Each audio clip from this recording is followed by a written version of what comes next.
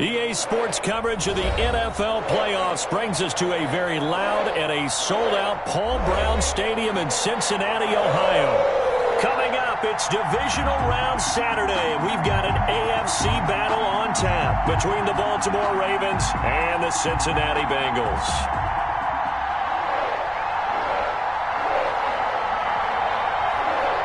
The first of 4 berths in the conference championships on the line here as divisional weekend in the NFL is underway. And he'll be brought down at the 28-yard line, so the decision to bring it out of the end zone gets him 3 more. The Ravens take over 1st and 10 at their own 28-yard line. That's the reason we've gone for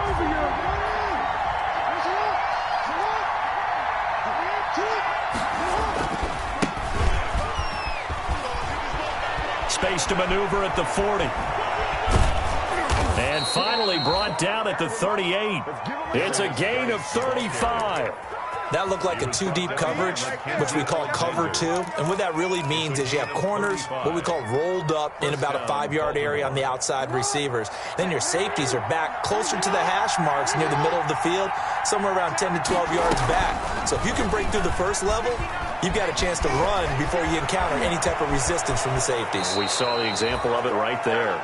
And he's out of bounds. Almost gets to the 10. 26 big yards on that one. It's another first down. Ravens.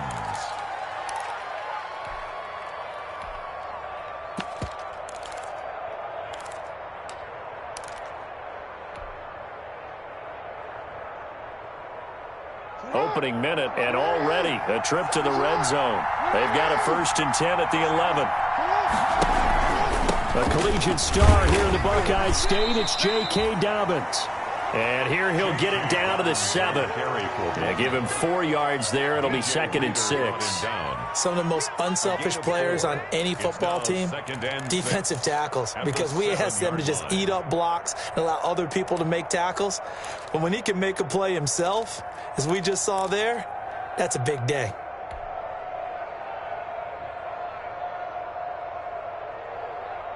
Following the pickup of 4, here's 2nd and 6.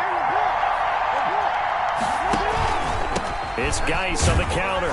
And he is met quickly in the backfield. Down he goes, folded like a lawn chair. It'll be a loss of a full 3 yards there, and it also brings up 3rd down.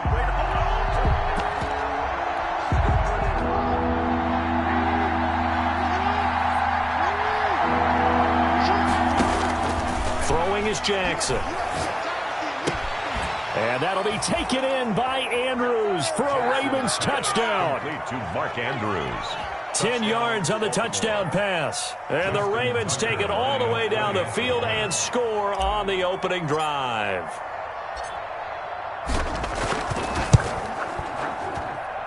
And we'll see if this rain affects the team's decisions going forward, but they kick it here, and it's good. Bengals nothing.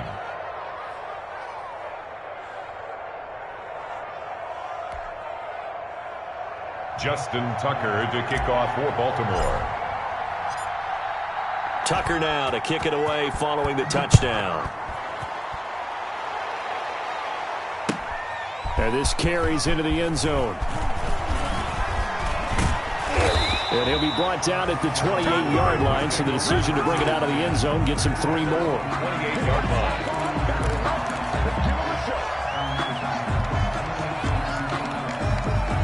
Burrow going to lead up the Bengals here, 1st and 10 at their own 28-yard line.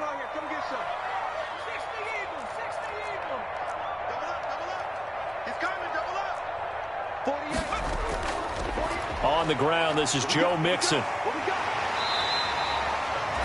That one good for 10 yards.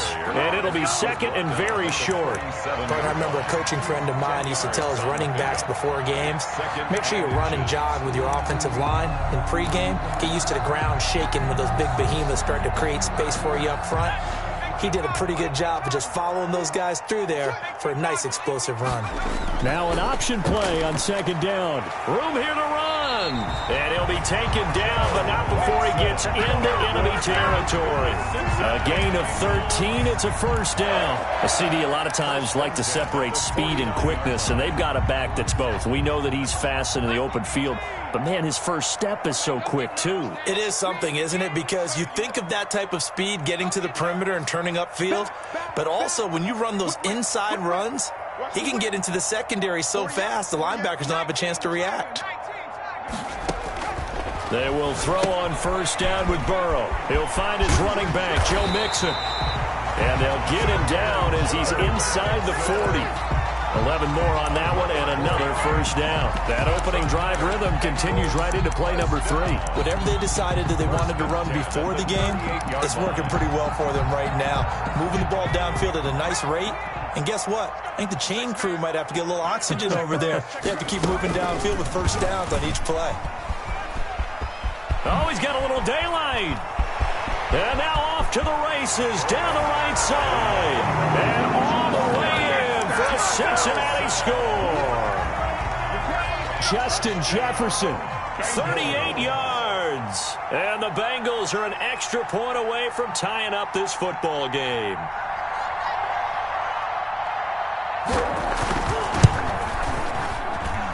And it's no good. He misses the extra point, and this remains a 7-6 game.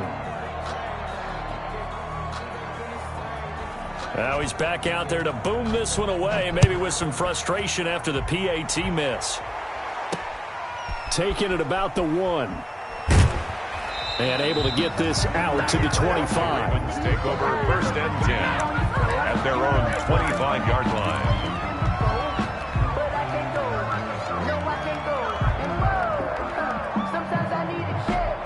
The Raven offense set at the line for this next drive. And it's a unit last drive that did it all on the ground, Charles. And they controlled it from the interior. Big on big, right? Offensive lineman versus defensive lineman. But you know, in order to keep the football moving downfield, other people have to get involved as well. Your wide receivers, your tight ends, lead runners, anything that you have possible to get in front and keep the ball moving. And now the defense may be looking out for a pass coming up.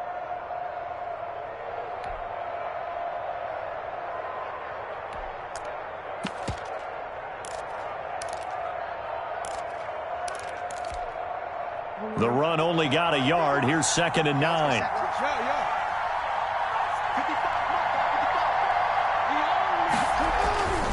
Here's Jackson. This pass to Jennings, and he makes the catch.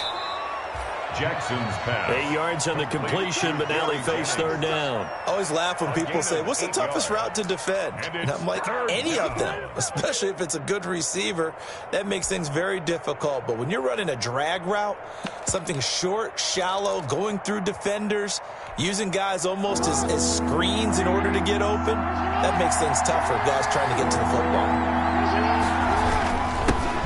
They'll run. This is Gus Edwards.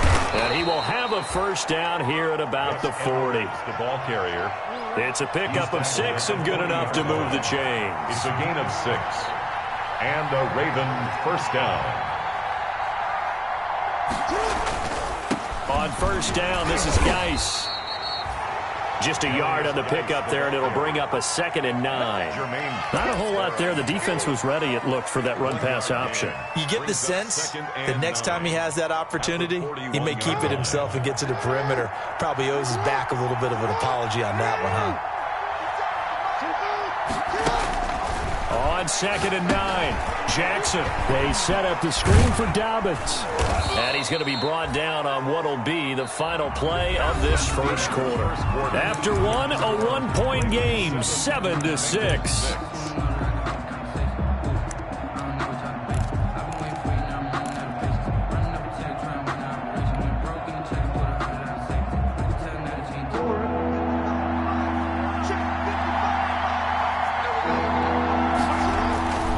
They'll try and get it with Geis. And able to pick up the first across midfield to the 47. Give them the 3rd down conversion, 5 yards on the play. Just about every coach we talk to says the crowd shouldn't affect us. That shouldn't be an issue. And then the next breath they talk about taking the crowd and taking them out of the game by picking up first downs and keeping them at bay. I think we just saw an example of that there, didn't we? Important to do, especially early in the game like they have.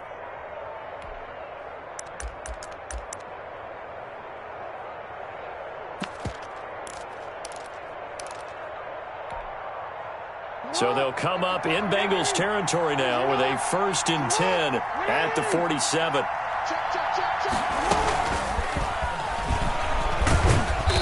And they'll bring him down after just a short pickup.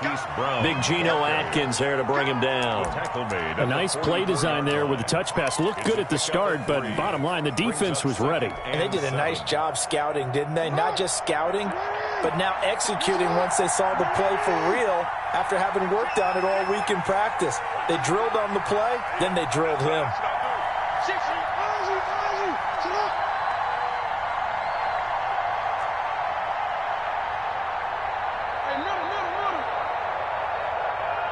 They snap it at 1. Now it's Jackson.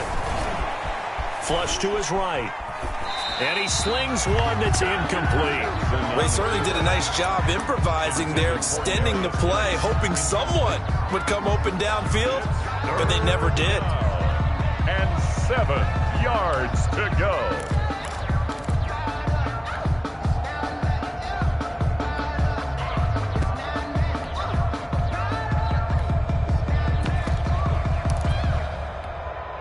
The Ravens on 3rd down. A perfect 3 for 3 as they look to keep that streak going. This is 3rd and 7. Play action. It's Jackson. And looking for Andrews, but this is intercepted. Mackenzie Alexander with a pick.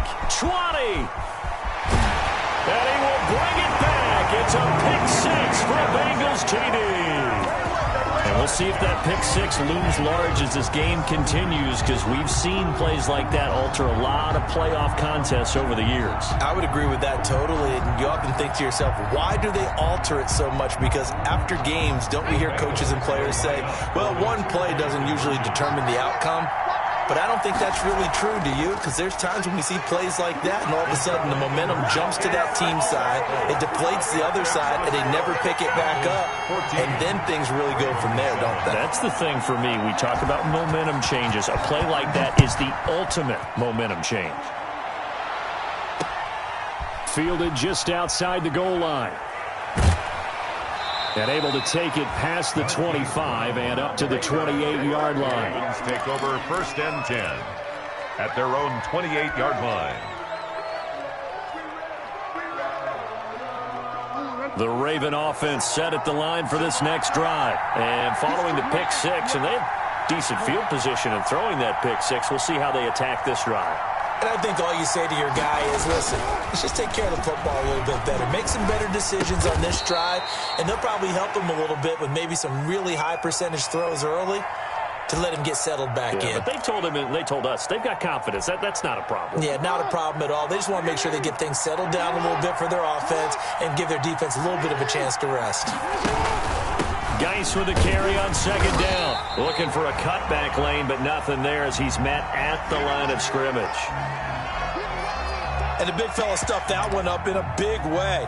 I think doubling him has to be a priority because you can't move up to the next level if you don't take care of him first.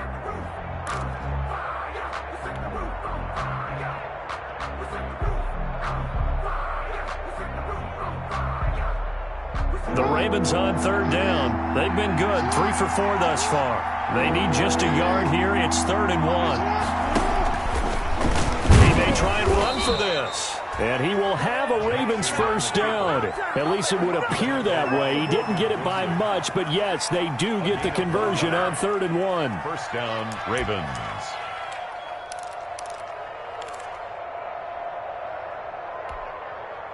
So here's a 1st and 10 at the 38.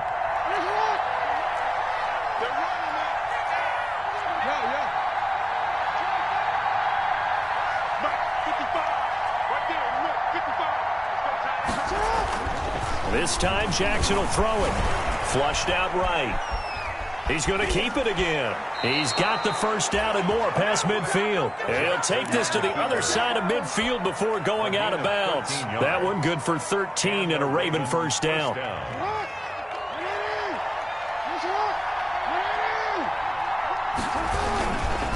On the ground, it's Geis. And he'll get this into enemy territory, but not by much as he's down to the 48. Just a yard on the first down carry, so it's 2nd and 9. Brings up 2nd and 9.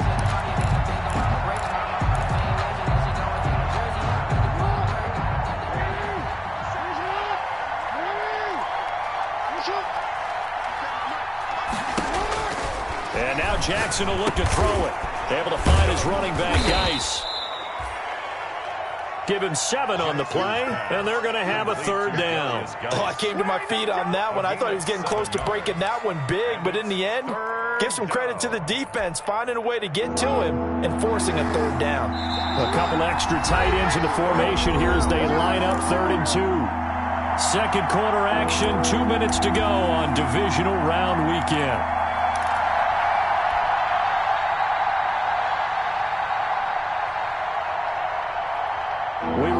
As we've done all year, that coming up at halftime we will visit with Jonathan Coachman standing by in Orlando. He'll let you know what's going on here on a very eventful divisional round weekend. That is not going to be any help as they dump him behind the line of scrimmage. Well, that's the big drawback to this play. Even if somehow the quarterback pitches it, he's not immune to the big hit. In this case, he kept it and absorbed it anyway.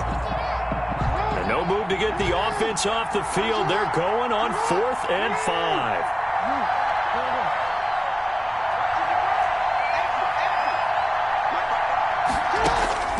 Now this time he'll look to throw. And looking for Andrews, but this is intercepted. Picked off at the 36. And they take possession of the football and have it at the 36-yard line. That's sort of a second quarter to forget for him. Now 2 picks in this frame. Almost as if the first one that he threw, he couldn't shake, couldn't get it out of his head. He ends up throwing a second one as a result. Compounds the mistake a little bit. Yeah, you got to be able to forget, compartmentalize, whatever you want to call it, and move on. He hasn't been able to do so here in the second. 5 yards on the catch there, brings up 2nd down. A few moving pieces on that play because that was an RPO, was it not? It was, but one important piece that didn't move incorrectly, the offensive line. Because when you're running this play,